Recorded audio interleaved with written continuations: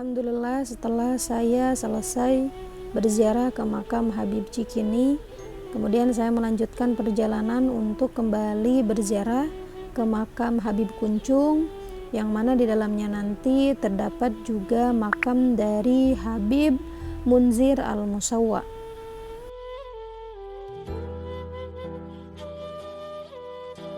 Alhamdulillah, kita sudah sampai ke lokasi pemakaman. Di depan kita akan melihat sebuah masjid, yaitu Masjid At-Taubah, yang mana masjid ini adalah masjid tertua di Pasar Minggu. Langsung saja kita akan memasuki area pemakaman dari Habib Kuncung.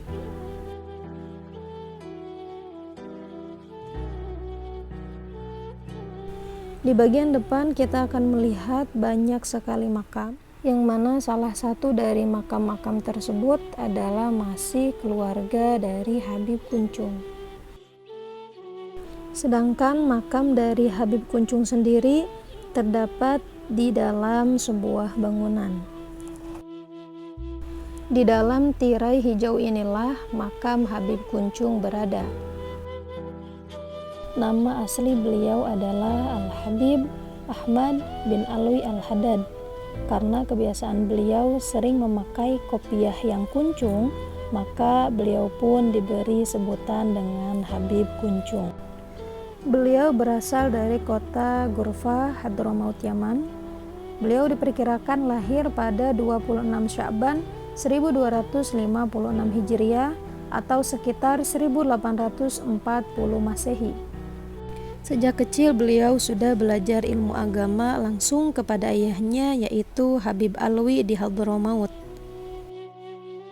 Setelah dewasa, beliau mendapatkan bisyarah atau kabar gembira untuk berziarah ke Madinah ke makam Nabi Muhammad SAW. Selesai berziarah, beliau pun kembali mendapatkan bisyarah untuk menyebarkan agama Islam ke Pulau Jawa. Sebelum ke Tanah Jawa, Habib Kuncung singgah dan tinggal di Singapura. Di sana, beliau menjadi saudagar yang sangat sukses.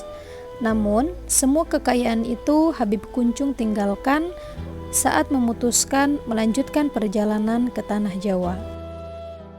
Ada yang berkata bahwa awalnya Habib Kuncung tinggal di Surabaya, kemudian ke daerah Makassar, dan di Makassar inilah Habib Kuncung menikahi seorang syarifah, namun tidak diketahui pasti nama syarifah tersebut. Setelah dari Makassar, beliau pun kembali lagi ke Surabaya, baru terakhir kali beliau singgah di kota Jakarta. Dari pernikahan beliau dengan syarifah asal Makassar tersebut, beliau hanya dikaruniai satu orang anak yang diberi nama dengan Habib Muhammad. Anak sematawayang Habib Kuncung ini sempat menikah 2 kali, tetapi tidak dikaruniai seorang anak. Maka terhentilah garis keturunan dari Habib Kuncung. Selama di Indonesia, Habib Kuncung berguru kepada 3 Habib dalam bidang keagamaan, yaitu Habib Abdurrahman bin Abdullah Al-Habsyi atau biasa disebut dengan Habib Cikini, kemudian Habib Abdullah bin Muhsin Al-Atos di Empang, Bogor, dan Habib Husain bin Abu Bakar Al-Idrus Habib Luar Batang. Habib Kuncung lebih terkenal di daerah Bogor karena beliau lebih banyak menghabiskan belajar di Bogor. Beliau juga adalah murid kesayangan dari Habib Abdullah bin Muhsin Al-Atos. Banyak sekali karomah dari Habib Kuncung. Di antaranya adalah dahulu ketika beliau akan menaiki sebuah kereta bertujuan ke kota Bogor, namun dilarang oleh salah satu petugas yang pada waktu itu Indonesia masih dijajah oleh bangsa Belanda. Petugas itu melarang Habib Kuncung untuk naik kereta dengan alasan karena pakaian yang dikenakan oleh Habib Kuncung tidak bagus, selayaknya orang yang mau naik kereta api pada waktu itu. Kemudian tanpa berpikir panjang, Habib Kuncung pun turun dari kereta. Namun ketika kereta mau diberangkatkan, mesinnya tidak mau menyala. tanpa ada sebab yang jelas, sampai diturunkan montir untuk mengecek kondisi mesin kereta yang ternyata mesinnya pun masih bagus.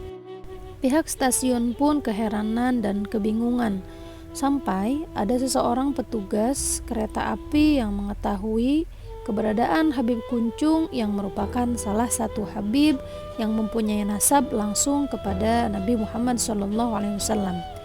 Lalu petugas itu meminta maaf dan menyuruhnya untuk naik ke atas kereta. Tidak lama dari itu pun mesin kereta akhirnya mulai menyala.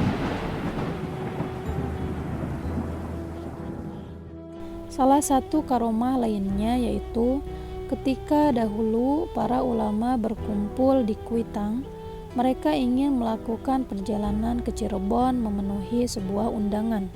Saat itu Habib Kuncung terlupakan hingga tidak ikut rombongan untuk ke stasiun. Para ulama berangkat pada pukul 7.30 pagi. Sesampainya di stasiun Cirebon, ternyata para ulama menemukan Habib Kuncung sudah di sana. Ketika ditanya, beliau mengaku sudah berada di stasiun itu sejak pukul 7.30 pagi. Rupanya, ketika rombongan ulama berangkat ke stasiun naik kereta menuju Cirebon, Habib Kuncung juga berangkat ke Cirebon tapi dengan caranya sendiri. Karomah yang lainnya adalah dahulu setiap kali Habib Kuncung memakai jasa tukang delman itu pasti pulang lebih awal karena setoran menjadi mudah tercukupi.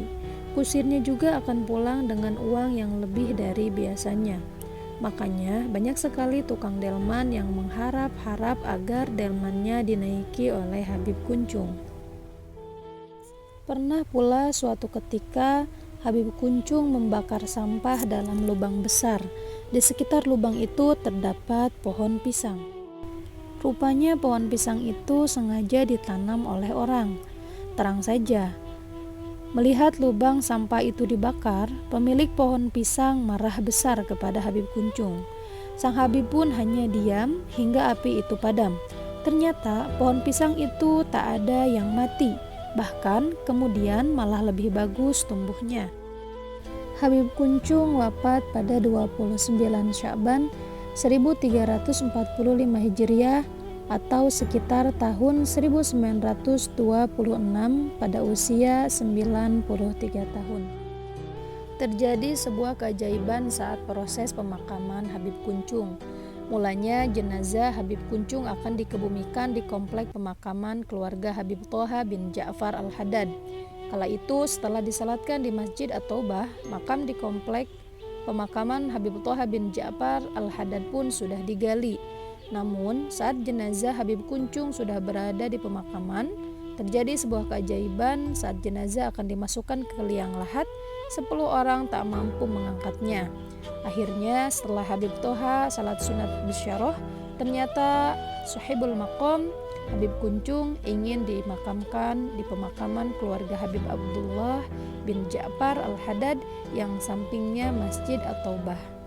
Alhamdulillah selesai sudah saya berziarah ke makam Habib Kuncung, dan sekarang saya akan melanjutkan berziarah ke makam Habib Munzir yang makamnya tidak jauh dari makam Habib Kuncung, yang mana kisahnya karomah dari Habib Munzir akan saya ceritakan di video selanjutnya. Wassalamualaikum warahmatullahi wabarakatuh.